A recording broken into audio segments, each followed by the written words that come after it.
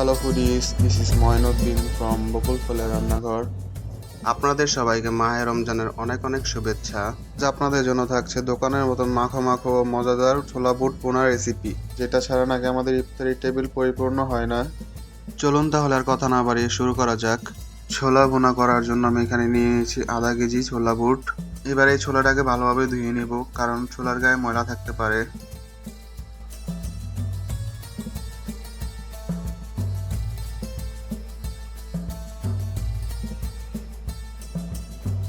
ছোলা বুটটা ধোয়া হয়ে গেলে এই ছোলা বুটটাকে আমি 2-3 ঘন্টার জন্য ভিজিয়ে রাখবো।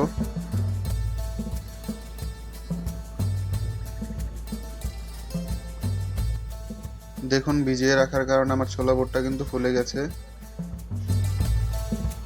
এবার একটা কড়াইয়ে পরিমাণ মতন লবণ দিয়ে ছোলা বুটটাকে সিদ্ধ করে নেব।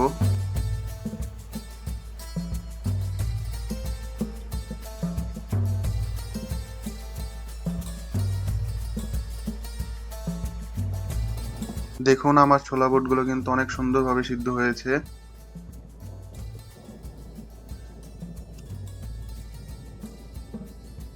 ছোলা বুটটা রান্না করার জন্য প্রথমে একটা গরম কড়াইয়ে পরিমাণ মতন তেল দিয়ে দিব। তেলটা গরম হয়ে গেলে এখানে দিয়ে দিব পেঁয়াজ কুচি। পেঁয়াজ কুচিটাকে একটু ভেজে নেব।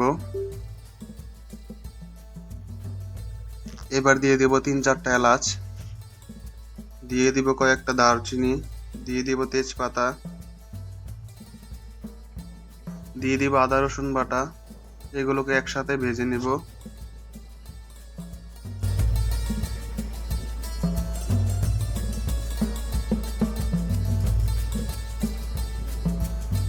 এবার দিয়ে দেব 1 চামচ হলুদ ফাঁকি, 1 চামচ মরিচ ফাঁকি এবং দিয়ে দিব স্বাদ মতো লবণ। এবার এই মশলাটাকে একটু কষিয়ে নেব।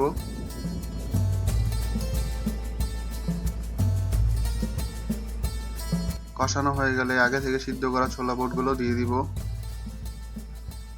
ছোলা বুটের সাথে আমার আগে থেকে সিদ্ধ করে রাখা আলুগুলো দিয়ে দিব। আর এই আলু সিদ্ধগুলো আমি দেখাতে ভুলে গেছিলাম।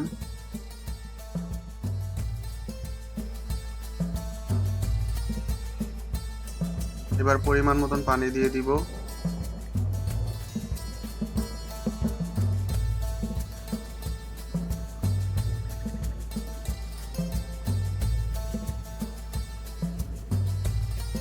দিয়ে দিব 1 চামচ পাঁচফোড়ন, দিয়ে দিব 1/2 চামচ ভাজা জিরার গুঁড়ো।